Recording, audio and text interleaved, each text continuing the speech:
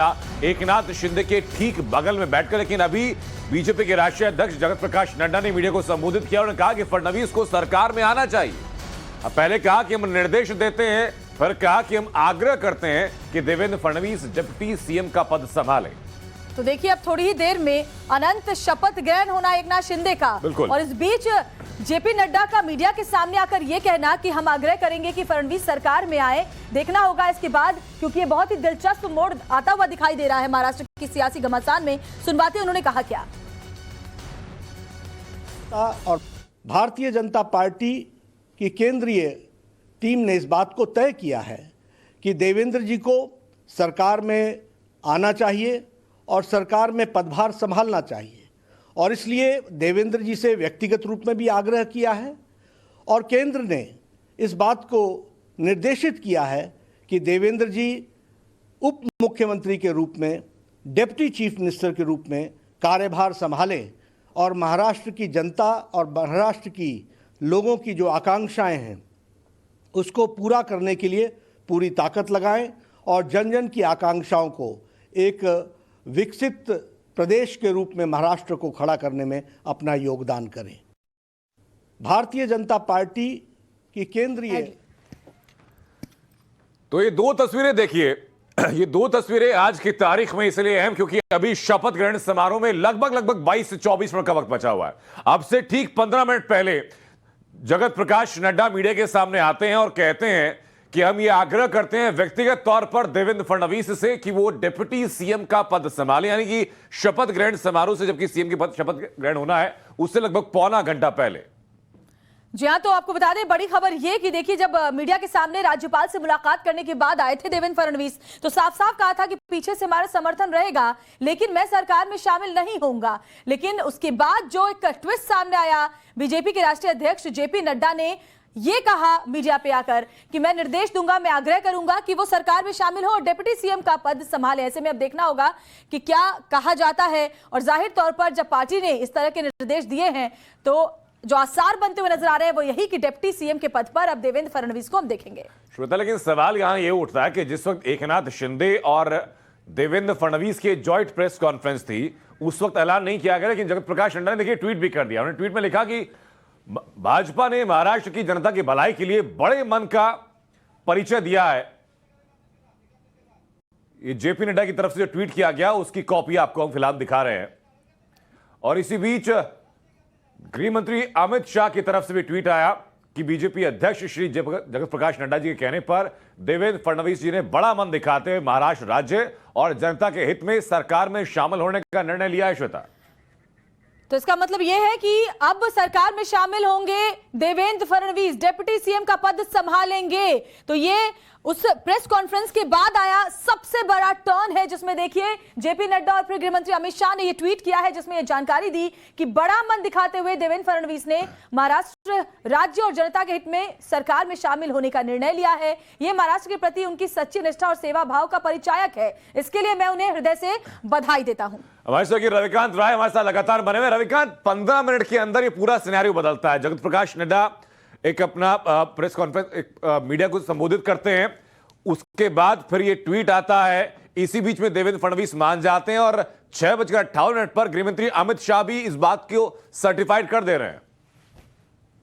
देखिए अनंत, पिछले अगर कुछ सालों से हम देखें तो भारतीय जनता पार्टी अपने हर डिसीजन को लेकर बहुत क्लियर रहती है, लेकिन इस मामले में ऐसा प्रतीत हो रहा है कि कुछ ना कुछ कंफ्यूजन हुआ है, क्योंकि देवेंद्र फडणवीस ने खुद प्रेस कॉन्फ्रेंस की और हो सकता है कि वो बीजेपी की रणनीति का हिस्सा रहा हो कि एकनाथ शिंदे को मुख्यमंत्री बनाकर उन तमाम चीजों को दरकिनार कर दिया जाए जो आरोप जो है शिवसेना और उद्धव ठाकरे की पार्टी उन पर लगा रही है कि बीजेपी ने सरकार गिराया और देखिए देवेंद्र फडणवीस खुद मुख्यमंत्री बन गए। वैसा न करके एकनाथ शिंदे को मुख्यमंत्री बनाया गया, लेकिन यहाँ पर वो कह रहे हैं प्रेस कॉन्फ्रेंस में ही कि मैं सरकार में नहीं रहूंगा, बाहर से हमारा समर्थन जारी रहेगा। उसके तुरंत 5 मिनट के बाद भारतीय जनता पार्टी के राष्ट्रीय अध्यक्ष ने एक बयान जारी किया और ट्वीट के माध्यम से ये कहा कि उनको निर्देश दिया जाता है, आप लैंग्वेज को समझिए, उनको निर्देश दिया जाता है कि आप जो है डिप्टी सीएम का पद स्वीकार करें। उसके ठीक 4 मिनट के बाद केंद्रीय गृह मंत्री अमित शाह का ये ट्वीट कहता है कि वो अब जो है केंद्र के द्वारा जो बातें कही गई हैं आला कमान के द्वारा, उनको मानने के लिए तैयार हो गए। तो पूरा का पूरा आप थ्रेड देखिए और एक लाइन को देखिए तो ऐसा प्रतीत होता है कि देवेंद्र फडणवीस जो है वो ये चाहते थे कि सरकार बने और उनके मन में इच्छा जरूर रही होगी कि मुख्यमंत्री का पद उनको मिले। जब उनको ये लगा कि मुख्यमंत्री का पद उनको नहीं मिल रहा है तो उन्होंने ये सोचा कि वो सरकार को बाहर से सपोर्ट करेंगे और एक नाथ शिंदे। रविकांत, लेकिन मुझे ये बताइए कि जब जगत प्रकाश नड्डा के मीडिया संबोधन से ठीक 5 मिनट पहले देवेंद्र फडणवीस के जहन में ये नहीं था कि वो डिप्टी स्पीकर का पद संभाले या किसी भी तरीके से सरकार का अंग हो, तो एक व्यक्ति डिप्टी सीएम का, माफ कीजिएगा, तो एक व्यक्ति जो कि उसी सूबे का सीएम रह चुका है, 10 मिनट के अंदर हालात बदलते हैं और वो डिप्टी सीएम के लिए स्वीकृति दे देते हैं। बिल्कुल यही जो है सवाल खड़े हो रहे हैं अनंत, क्योंकि इस तरीके का कंफ्यूजन और इस लेवल का 5 मिनट के अंदर अपना डिसीजन बदल देना, ये भारतीय जनता पार्टी में हमने पिछले कई सालों में नहीं देखा है। बीजेपी जो भी फैसला लेती है वो बहुत ही क्लियर कट लेती है और अब तक जो जानकारी मिल रही थी, देवेंद्र फडणवीस जो पूरा प्रयास कर रहे थे वो इसी बात को लेकर कर रहे थे कि सरकार अगर जाती है तो मुख्यमंत्री का पद जो है उन्हें ही मिलेगा। लेकिन हो सकता है कि लार्जर इंटरेस्ट में पार्टी ने ये तय किया कि एलिगेशन बीजेपी के ऊपर लग रहे हैं उनसे फिलहाल नजर हटाने के लिए एक नाथ शिंदे को ही मुख्यमंत्री बना दिया जाए। वहां तक चीजें समझ में आई, लेकिन उसके बाद जो है वो डिप्टी सीएम बनेंगे और यहाँ के बिल्कुल रविकांत, गौरव भी हमारे साथ जुड़ गए हैं, उनका भी एक बार रुख कर लेते हैं। ग्राउंड जीरो से हमारे साथ लगातार बने हुए हैं, सुबह से रिपोर्ट कर रहे हैं। गौरव, मुंबई की बारिश और महाराष्ट्र की सियासत कब किस करवट बैठेगी कोई नहीं समझ सकता। और देखिए, कुछ वक्त पहले जब ये प्रेस कॉन्फ्रेंस हुई थी तो स्थिति कुछ और थी और अब अचानक से ट्विस्ट एंड टर्न ये आ गया कि देवेंद्र फडणवीस डिप्टी सीएम बनेंगे।